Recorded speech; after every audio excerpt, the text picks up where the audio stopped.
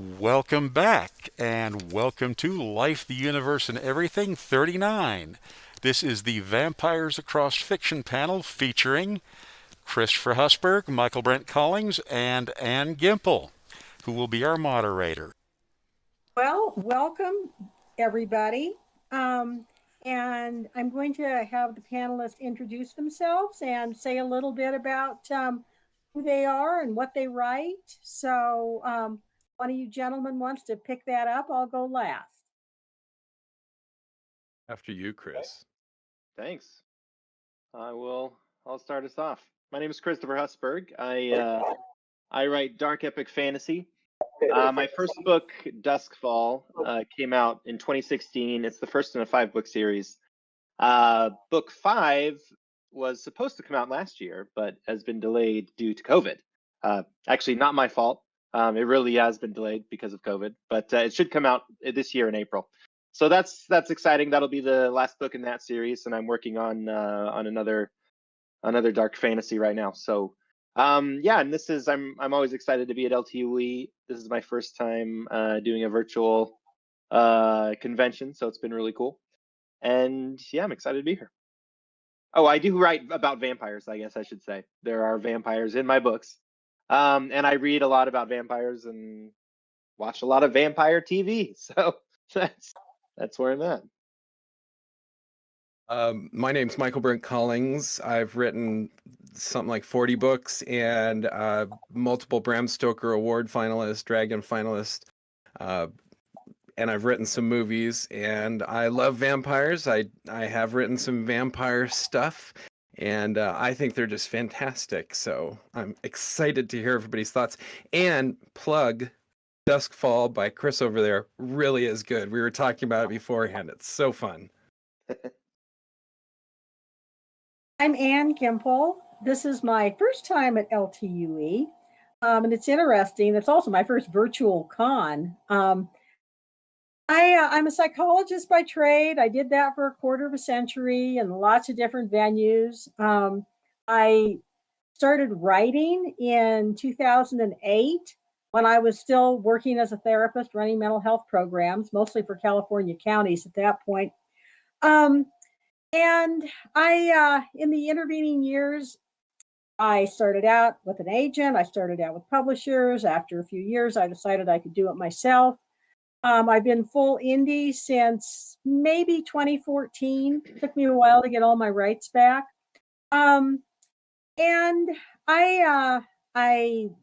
vampires fascinate me. There's just something about blood and blood rituals that really makes fiction rich. So I'm looking forward to this panel. I don't know, I've lost count, 92 books out now. And that's not counting the box sets that I've put up and taken down. I did 2 charity anthologies this last year because I wanted to do something. So the latest one, Hearts on Fire, gives money to the poor bears and cougars and all the wildlife that got burned in the California fires. So it comes down on the 18th. It's called Hearts on Fire. So let's delve into the first question. When did you become interested in vampires? Why and how did they catch your attention? That's a good question.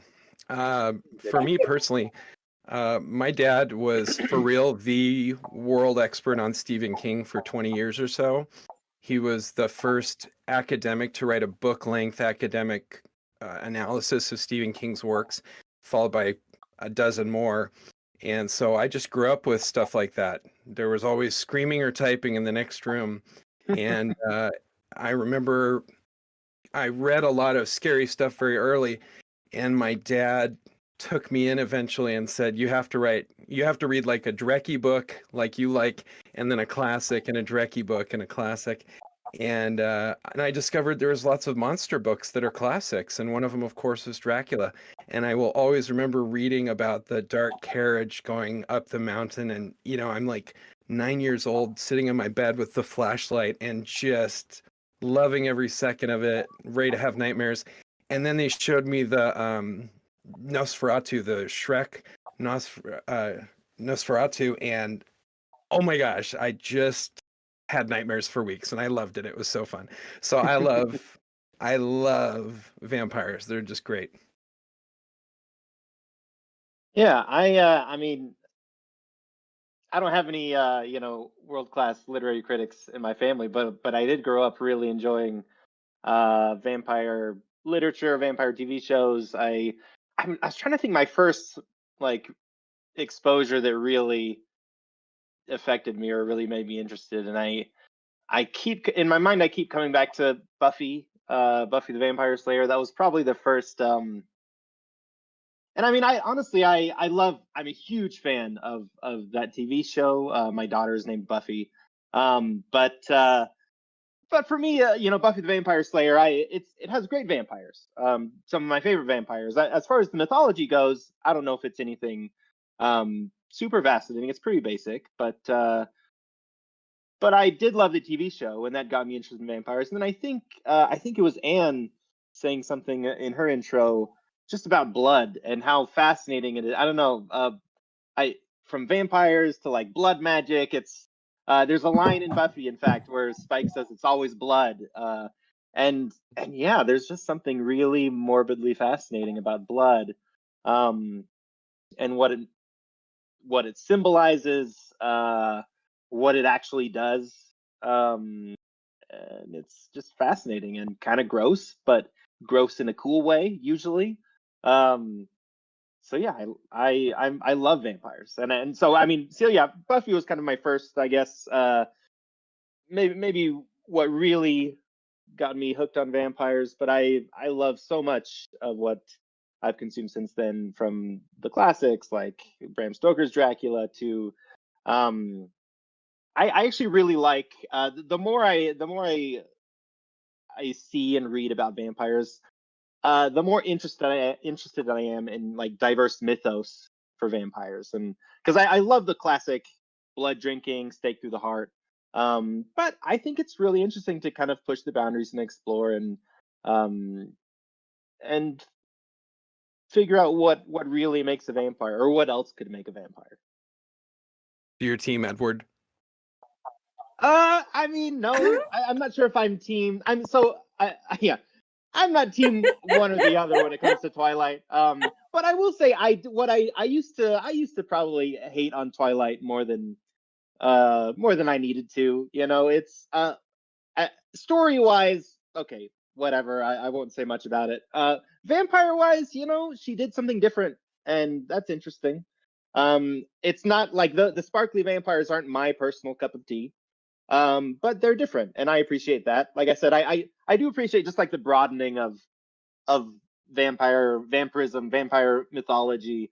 I think it's cool. And hey, you know what? That Shoot for that the moon, land among the stars, or something. That's that fine. series really set her up as an author. Um, Oh yeah. yeah, Well, and she got, people like to hate on her, and my Vampire. response is always, What? she got 20 million There you little are. girls Oh man. reading. Good for Oh her. yeah. She Oh yeah. did. And yeah, no, she doesn't deserve, in my opinion, she doesn't deserve a fraction of the hate that she gets. It's like I said, it's not exactly you know my favorite kind of vampires around, or my favorite story, but that's just me. There's a lot of people who love those stories, and Well, that's Yeah. a real lot achievement. of people really liked it. It's like Yeah. Oh, 50 Shades of absolutely. Grey. A lot of people really liked it. I Yeah. didn't, Hmm. but vampires.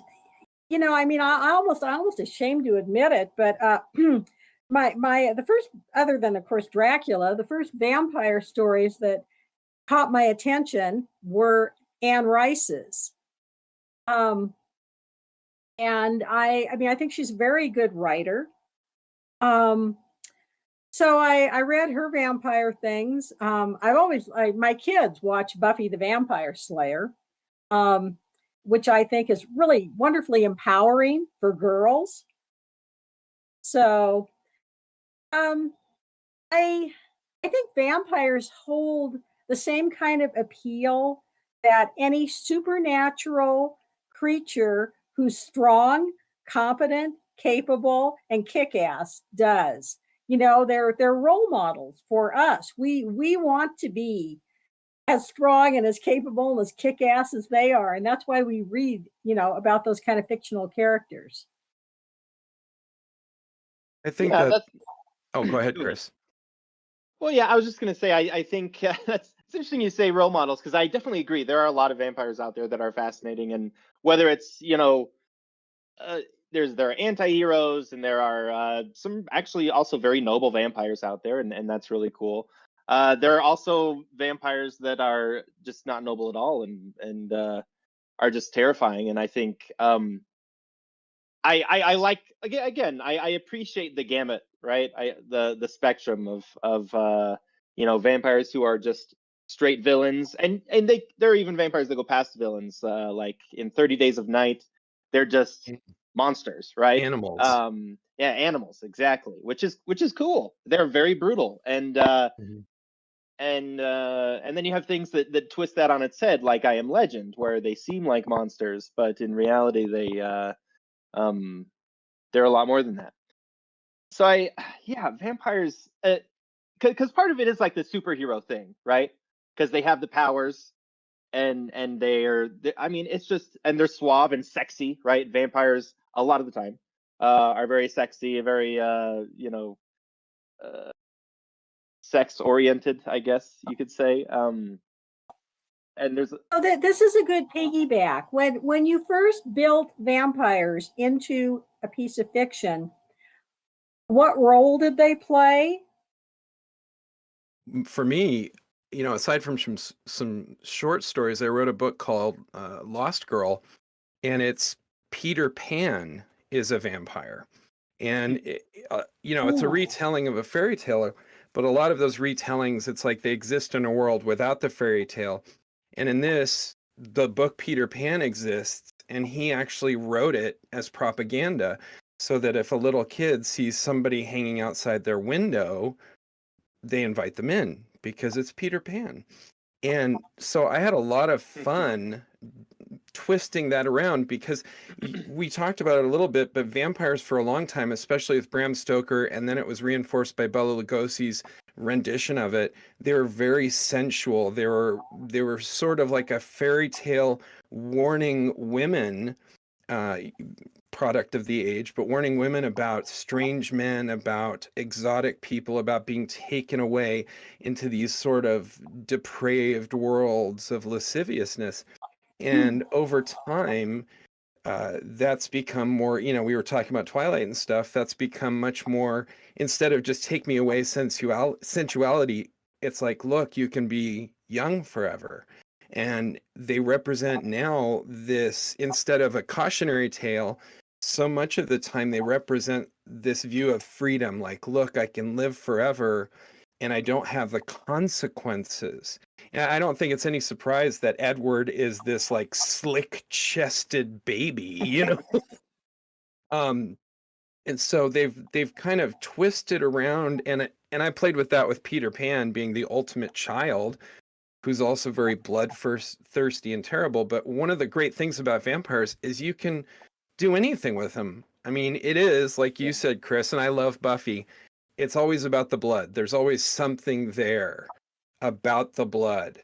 But beyond that kind of base level, there's so much to play with that they're infinite in their applicability throughout time, and it allows them to kind of continue. The Mummy, it's kind of just a person and lots of band-aids, and there's not a lot you can do with that. But you can take a vampire and move it anywhere and teach any lesson or have any fun. They're so versatile. I think So that's one of the big appeals for Chris, me. Same question for you. Sure. Yeah. Do you remember it? I do. No, I think so. Yeah. But just to piggyback off that for a minute, I do think it's really cool how versatile vampires are, because like Michaelbrent was saying, you think of other sort of classical monsters and they're kind of one-hit wonders, or one-trick ponies, maybe is a better term, right? They've got their thing and that's what they do. Vampires, I mean, even Dracula, even some of the older renditions of vampires are still so complicated. I mean, even Dracula is so complex. Even just how you kill him, like, it wasn't for Dracula, it wasn't just a stake through the heart. It was like a stake through the heart, and you cut off his head and put garlic in his mouth and bury the head from the body and separate. And that's all in Stoker's novel. Like it's very complicated, very interesting, and it's cool Supernatural how borrowed heavily from that. Oh yeah, Yes. yeah. So go on. Didn't mean to And interrupt. it's because it's such a fun mythos. Yeah. But as far as my own, when I started writing my epic fantasy series, I knew I wanted to include vampires because of exactly what we've been saying so far. I'm so interested in them. They're so versatile. And the first vampire I included was one of those characters that kind of sneaks up on you. You don't include in the original. She wasn't in my outline at all, and kind of snuck up on me out of nowhere. But she's just a child vampire, and connected with the protagonist, and they started going on adventures together, basically. And she was just so interesting and so sarcastic and so one of the things I find interesting about vampirism is I think it's hard to be a vampire and also be a completely good, noble person, right? Because usually they are drinking human blood. And you can definitely go the route of what maybe they drink animal blood or something, and that's totally valid. But I'm more. But then Pete is mad at them. Yeah. You're gonna upset somebody no matter what you do as a vampire. So yeah, you're gonna get red paint thrown on them. But yeah, anyway, so she just kind of came out of nowhere and was really fascinating. And so she's kind of an anti-hero, sort of a protagonist for the majority of my epic fantasy series. And of course other vampires show up, and most of the other ones are pretty evil. They don't have a lot of redeeming qualities. She's one of the only ones that does. And it was interesting for me just to kind of explore why that is and why she's maybe different than a lot of the other vampires in the world, and develop that mythos. So that's kind of where I started with vampires. I mean, it's hard for me to not include vampires in a story. If I'm writing a fantasy story, it's kind of like, well, why wouldn't I have vampires? They're the best. So I think the first series of mine where I had a lot of vampire presence was Bitter Harvest. It's a 5-book dystopian fantasy series that basically a spell went bad, broke the world, and there are these magical energy storms that have cut every place off from every place else. So wherever you were stuck when the spell blew up is where you end up. And my little group ends up in Ushuaia, down there at the tippy southern tip of Argentina. I love that city, actually. It's why I picked it. So the vampires are the antagonists in this tale. And I'm not going to say any more about it, but it was challenging to write. It was interesting to write. Roll the clock forward a few years, and I actually have a series called Cataclysm, because it was cataclysmic for me to make the vampires heroes. That's harsh line. Harsh line. When you have a cracked line, broken line, there's one other line in there. But I love my heroine in that. She's one tough cookie vampire, one of the old vampires. She has a sidekick who shapeshifts infinitely, and he's not a vampire. One of his favorite shapes to shift into is a Harley, and she rides him. So anyhow, it's it's fun. I love fantasy. Fantasy, if it's well written, can transport you anywhere. So let's talk a little bit about the turning process, where the vampire drains you to the point of death, slices open their wrist, and offers you immortality. Why Why do some characters glom onto it and others prefer to die? Oh, well, it's either it's always one of two things. It's always either a misconception about the afterlife, like, and by misconception, I'm not making any theological arguments. I'm just saying Claims. Yeah. it's a perspective of somebody who believes that this life is it and they just don't want to sink into oblivion. Or it tends to be a selfish person, somebody with a limited perspective who's just looking for sort of a hedonistic moment, that this is something that will open them up to all of these sublime feelings and superpowers. I mean, you never ever read a book that opens up with like, I'm a vampire because that was how I could save the rainforest. It's always Oh, but there's my next writing prompt. right. It's a dare. It's a dare, right? But I love that you can play with those things. But I will say, like, the scariest moment in Bram Stoker's Dracula that I love so much, and I like the whole like open your wrist and drink from each other. It makes it more mathematically doable. Because if you just sucked somebody's neck and they turned into a vampire, like everybody's a vampire in 6-8 weeks. But I loved in Dracula when they realize, Mina has been bitten and they've figured out they can keep Dracula away with the garlic and the crosses. And they're like, we've got it solved. And Van Helsing says, no, because someday she will die. That's mortality. And he's waiting. As soon as she dies, it doesn't matter how, he's got her.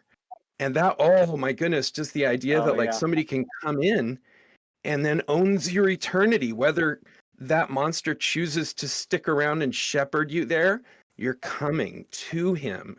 And what a devilish, monstrous moment. So I love the things that you can do with the turning. Some of it's very intimate and almost, like Anne Rice made it really erotic on some levels. And that's fun.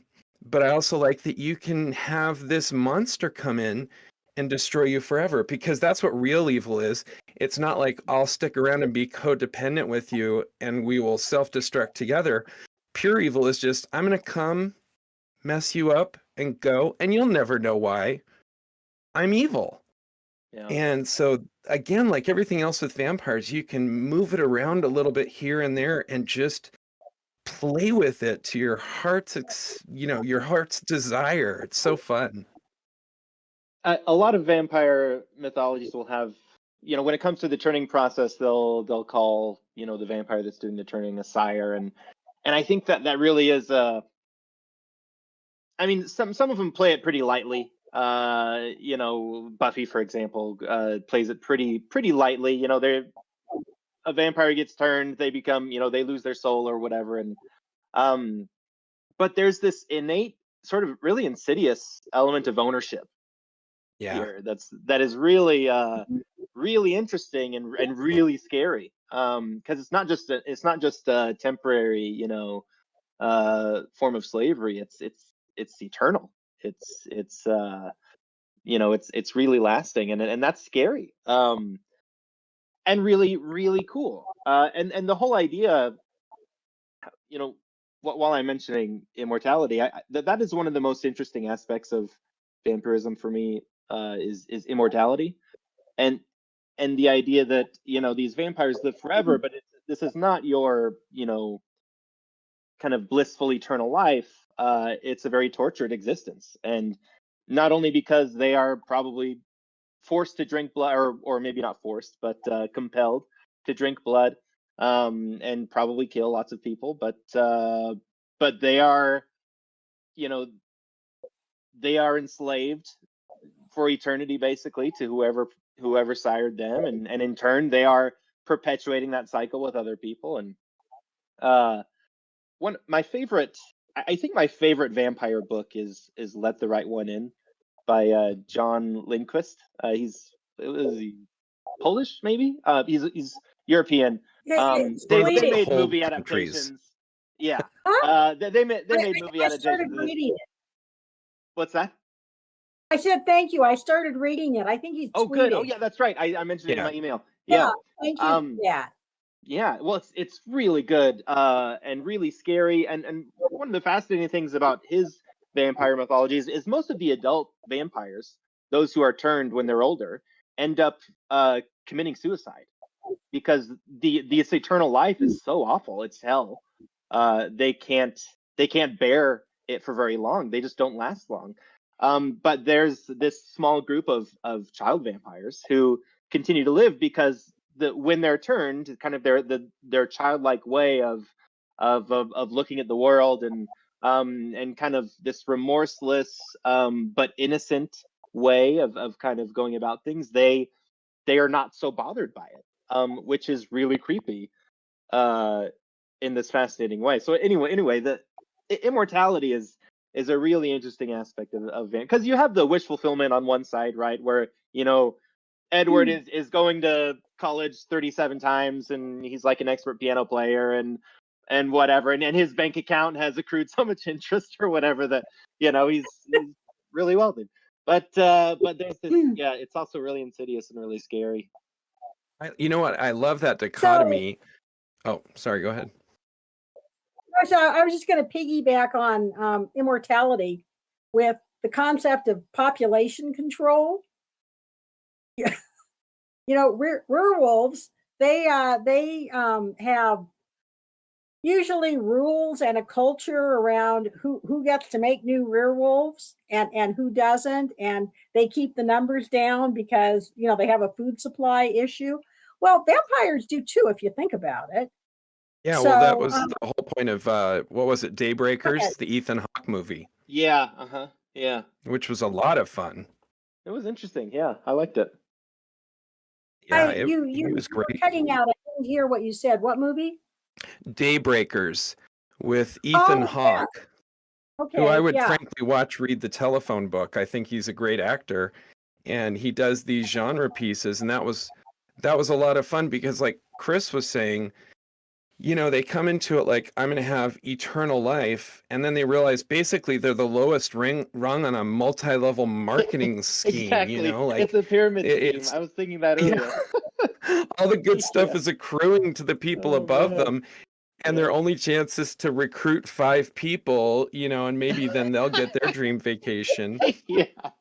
Yep. But they're buying into something that doesn't ever materialize. And so instead of sinking into oblivion, or instead of having all that time to get 37 degrees, they find out that they've just bought into eternal slavery. And I think the most powerful fantasy stories in general, but in particular when you're talking about dark fiction, when you're talking about horror, the most powerful ones are highly pedagogical. They're teaching lessons. And if you're talking about what is the worst thing that can happen, the highest stake in a story, and people go, somebody dies or the world ends, but it's not that. It's damnation. It's losing yourself. And vampirism is really uniquely situated to talk about that, even more so than zombies. Zombies, like, you deal the afterlife in a way, but as a vampire, you are still cognizant. A zombie is just a lobotomized person with an appetite, and they don't necessarily have the memories or anything like that. I mean, there's exceptions like warm bodies and things like that, but vampires, I love that you love Buffy. It was such a fun show. My wife and I watched it while we were recording, and it was just great. And I love the idea that this demon comes in and sets up in your house. And it's not you. And I really liked that, but it wasn't but you're as also scary. kind of along for the ride, and that's the scary part, is if you're drug along. And boy, vampires get to talk about heavy, weighty issues that way, of sexuality, of consequences, of responsibility, of the afterlife. And it makes them such fascinating characters. Yeah. And shame, I think. We like the innate shame that comes with, having to exsanguinate some people on a regular basis, right? Of probably knowing that it's wrong, but having, being compelled to do it anyway, has a lot of application to really everyone. I mean, everyone on some level. Well, I guess I shouldn't say everyone. What do I know about other people? But it seems to me that shame is a pretty widely spread sentiment, and vampires, a lot of the vampires will play it off, and they don't care, and some of them probably don't. But the people who are along for the ride inside, they must. Yeah. And man, There's an just so addictive many. quality. An addictive quality, exactly. So Yeah. do you address that in your books? Do you address issues of immortality? I know I sure do. It puts a whole new spin on things. Yeah, Lost Girl deals a lot. Since it's Peter Pan, it's a young adult book. And honestly, again, I have nothing against Stephanie Meyer, but I didn't like that she gets broken up with, the main character, and is like, now I'm going to pitch myself off a cliff, and I didn't want my daughters growing up thinking that stuff. And so I wrote Lost Girl about a girl that's deeply broken, and her mom's an alcoholic, her dad's a no-show, and this boy shows up, this gorgeous boy in high school, and sweeps her off her feet. And of course, it turns out it's because it's Peter Pan, and he's a vampire, and she is Wendy's great-great-great-great-great-granddaughter. And so in that story, Peter comes for all of the Wendy's and takes them all away. And it was fun for me using the vampire because he is offering this freedom. He's offering popularity. He's offering everything she could ever want, including family, because she does not have a family that works. And she uses that to become a uniquely powerful person. And in fact, James Hook in the book is the vampire slayer who is sworn to protect the Wendy line throughout eternity. And Cool. The whole point of the end isn't whether he wins or Peter wins in the battle. It's that she decides which path she's going to take.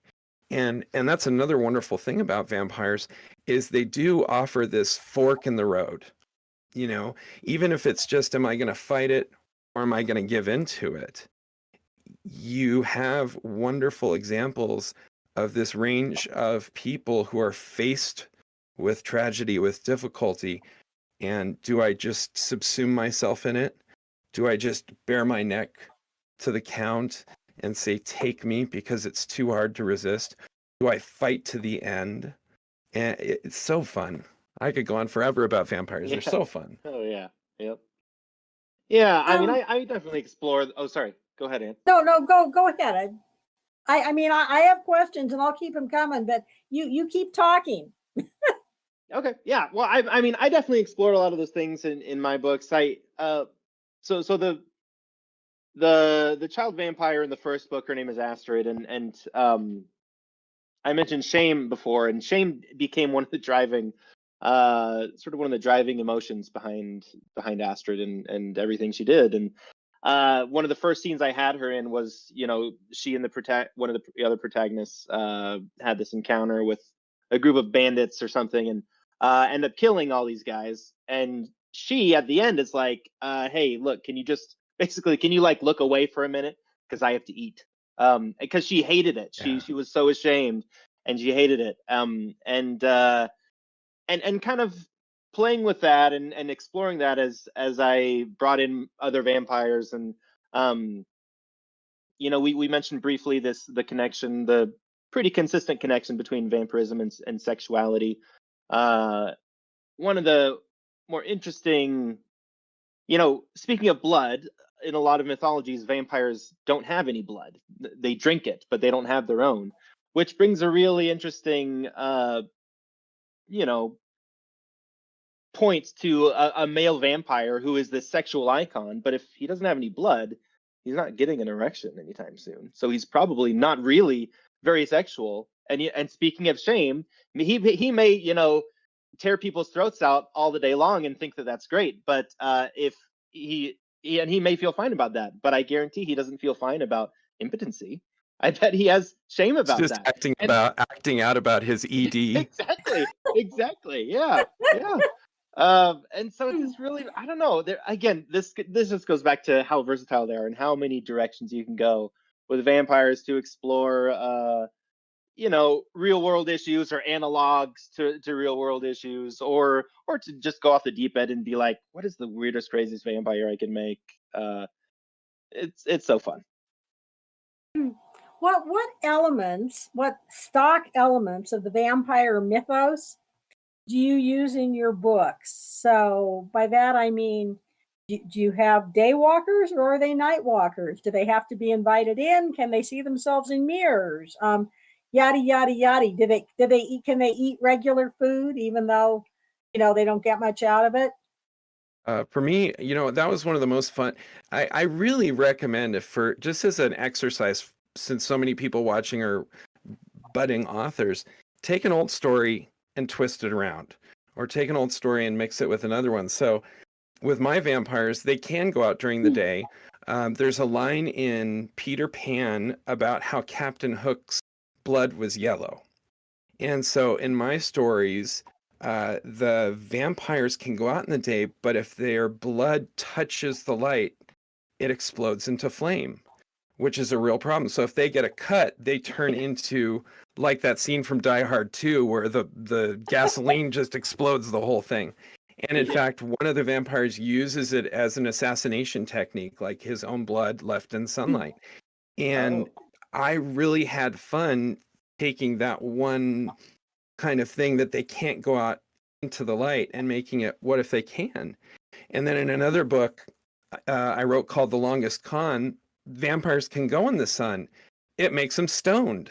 So like they can go out, but they become rapidly useless for anything but they get the munchies for people, So but there's this awareness of the basic ideas of vampires.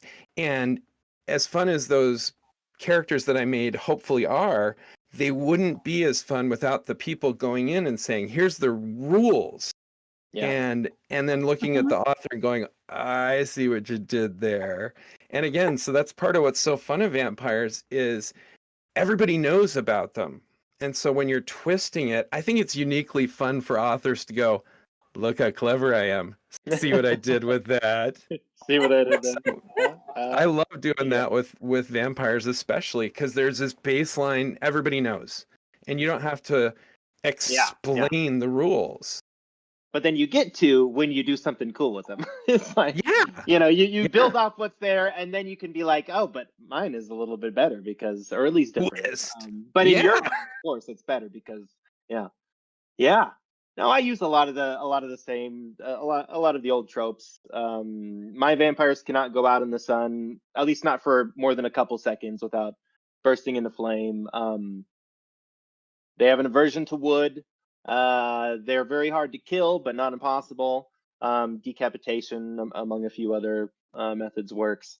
Let's see. They definitely drink blood, which, for the most part, that's maybe one of the main, distinctions for vampires is they some form of consuming blood. Although one of my favorite. So one of my favorite vampire movies is What We Do in the Shadows. It's a Taika Waititi film, and it's so funny. It's hilarious. It's really brilliant. There's also a TV show that is airing right now. That's sort of a continuation retelling of that film. But in the TV show, there's an emotional vampire. So you have this kind of coven of regular vampires who are like these gothic, 14th century like people who once ruled nations, but now are just kind of like living in kind of a rundown flat on Long Island. Like they're trying to make it work. But there among them is this emotional vampire who's like this really dorky kind of his whole gimmick. He doesn't drink blood, but he just feeds from emotion of other people, which basically means he's super boring and just so long-winded, and just to keep people around so he can continue feeding off of any excitement that they might have, and it just drains them, and it's hilarious, but really funny. But anyway, so you don't have to necessarily have blood drinking vampires. Jim Butcher did. did Did he that do too. the Oh, emotional right. vampire? Yeah. Well, the Dresden Files, there's different courts of vampires, and like one of them just sucks blood. It's just a straight up vampire. There's one who is a member of a different court, and they do their succubi. Basically, they ingest these emotions, and one of them doesn't want to kill people anymore, and so he goes to work as a gay hairdresser. He's not really gay, but he knows women prefer a gay hairdresser, and he can listen to them gossip and complain, and he gets all their negative vibes that way without Yeah. having to kill anybody. You know, Yeah. I thought that was brilliant. When I was a kid, one of the scariest vampires I ever saw, and I'm sure it's dated and terrible, but I saw a Buck Rogers episode where there was a space vampire, and you know there was like the marks on the throat, and it turned out he had these big talons, and he'd go like that, and it wasn't blood, but he'd pull out, you know, their electricity or something very Buck Right. Rogers-y, and Yeah. but it scared me so bad. That's awesome. Well, that's, I mean, Well, somebody ideally, that's what you want to do, is leave an impact on the Yeah. reader so yeah, that they're definitely. thinking about what was in that book, long after they put it down. Yeah. They're busy writing a different ending, or because it's consumed them, and that means you did a great job. So I've done different things with vampires. For me, the ones that are really old, the older they are, the more powerful they are, and the more powerful they are, the more they can break a few rules. Like, being out in the daytime without, being too terribly burned. But the blood ritual is always the key to everything. So we, if the clock on my computer is right, we have about 3 more minutes. I did not get a 5-minute warning. So I don't know quite what happened Is with a bunch of liars. yeah. Yeah, it was actually, this is like Groundhog Day. We're going to start over again. Yeah. It's immortality. Right. That's right. Yeah, forever. Discord is a computer vampire. Yep. Oh, hey, We invisible do. voice. The Okay, spirit just cool. whispered that we have 8 more minutes. 8 more minutes is great. So let's see. Do we have any audience questions? I don't even know how to do Resounding that. We do have ring some of audience silence. questions if you're Cool. ready to take them. Yeah, that would be do it. perfect. Okay. Cecily H. is curious about how close to canon of vampiric folklore you feel it's necessary to adhere. Or You don't. you seem Yeah. to have gone creative with it, so yeah. Yeah. That's the point, is like if we had to write the same vampire, it would have died out after Bram Stoker told it. I mean, Right. you get to put your unique stamp on it, and you don't even have to have the blood is like Christopher and Anne both mentioned. It's like that's kind of the baseline, but even that you can do away with. You do have to kind of do a wink and a nod to it. I think you have to go, look, everybody thinks it's blood, but Yeah. it really If you want to isn't. call them vampires, you've got to have at least a nod to some sort of traditional vampiristic traits. But yeah, as we've mentioned, they don't even have to drink blood. Maybe they have to be parasites in one way or another, where they take something but don't give anything in return. Yeah. But Like babies. yeah, exactly. Yeah, baby vampires. So I would agree. I don't think it's necessary at all to really adhere to a lot of the tropes, at least to just make them as close or as diverse as you want them to be. That's what's cool about them, is they're so versatile. But it is helpful to know If the you were, tropes. if Yes. you were to Yeah. ask a vampire, they would tell you that they're conferring a great honor on you. Well, yeah, by so does the selecting guy who you sells Amway and wants be to one of recruit the me. Yeah, elite. right.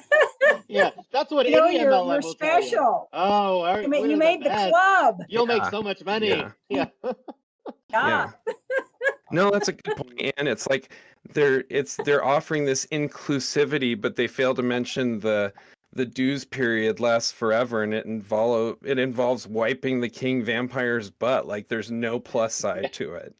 Yeah. Well, hey, salesmanship. You Yeah. know, you find out Oh yeah. the fine Yeah. print after you sign on the dotted line. And that's why the vampire is such a good devil figure.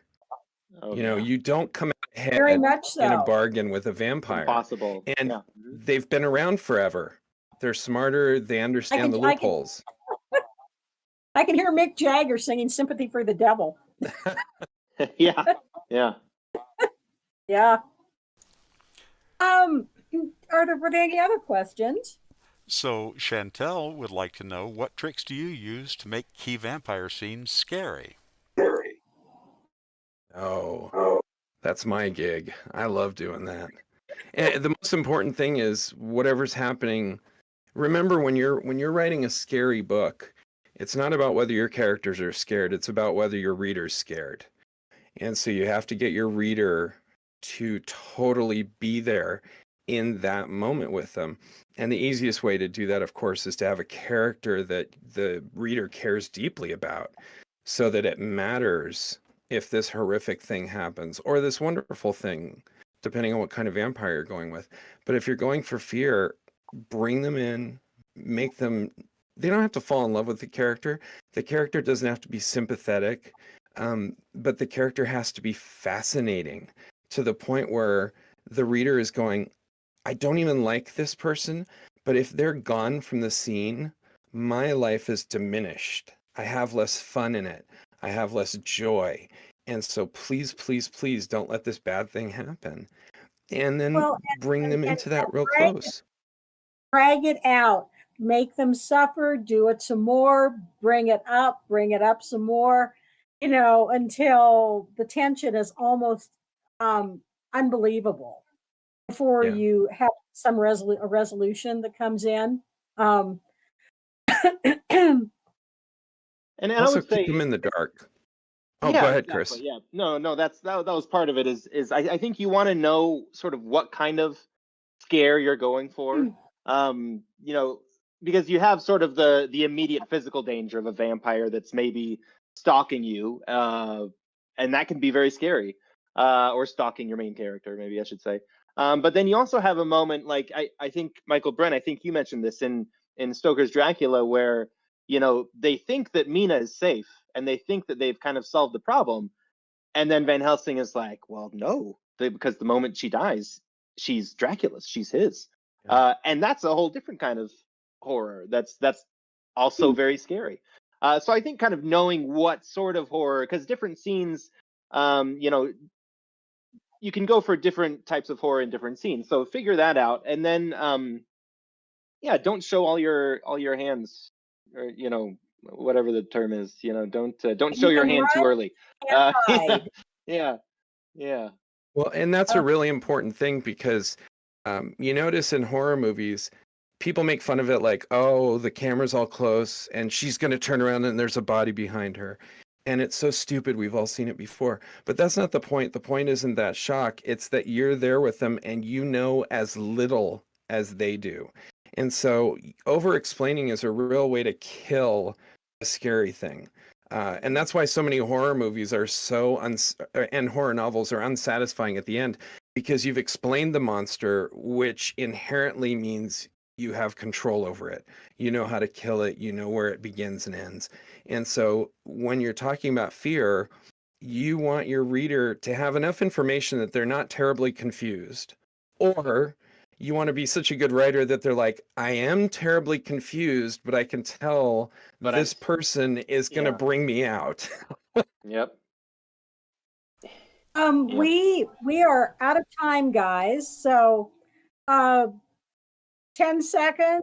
If you Oh, he said we can had to give continue. advice to a little, huh? He said we could Excuse keep me? going.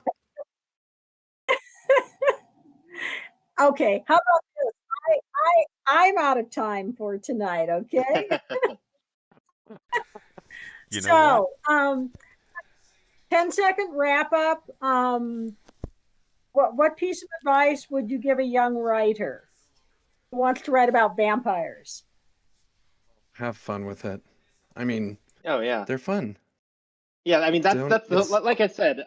No, go ahead, Michael. Sorry. No, after you, Chris. Yeah.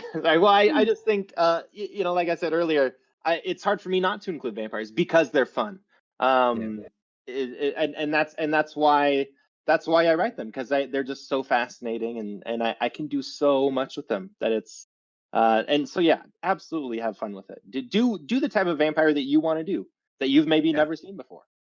Yeah, make them And yours. It can be a real tired trope if you don't make it unique. Yeah. I do think it's important to know the tropes. Like I mentioned earlier, just you do want to make it yours, but the way you make it yours is you find out how it's someone else's. Yeah. Because you can't be unique ignorantly. You can have a happy accident, but especially if you want to be a writer, like if that's your goal to do it full time, then part of my job is making sure when I sit down and put out a new book that it wasn't done last year, that somebody else didn't do it this same way. And so you want to know, if you're going to write vampires, read lots of vampires, watch lots of vampire shows, have a knowledge of the history. You don't have to be like an elitist, like unless you have seen the French art film Blick about a vampire who is diabetic. Like you don't have to be that person, but Yeah. being knowledgeable and educated is going to be critical to come up with something new. Absolutely. I was at a panel at Norwestcon once with Patty Briggs. That woman has read everything. She impressed me so much. It's like, wow. And that's a How do person you who have has time all to these write? tools. Yeah, I love that. So, And hey, if you are a writer, you get to put all your Amazon purchases on your tax forms as business expenses. That's right. Oh yeah. And could on you, that, but What a please buy from some of the other vendors. Please buy from Kobo, Barnes and Noble, Google Play, Yes. Apple Books. We don't want anyone Yes. taking over the Hey world. guys, this has been absolutely great. I really appreciate both of you. I had a lot of fun tonight. I hope you did too. Thank you, Anne, for keeping us in check. Yeah. Thank Check you so out much for Christopher's moderating. book. I'm serious. Like it's on my toilet. That's like a place of honor. It's the only place I can read It as is a for most dad. man, yeah.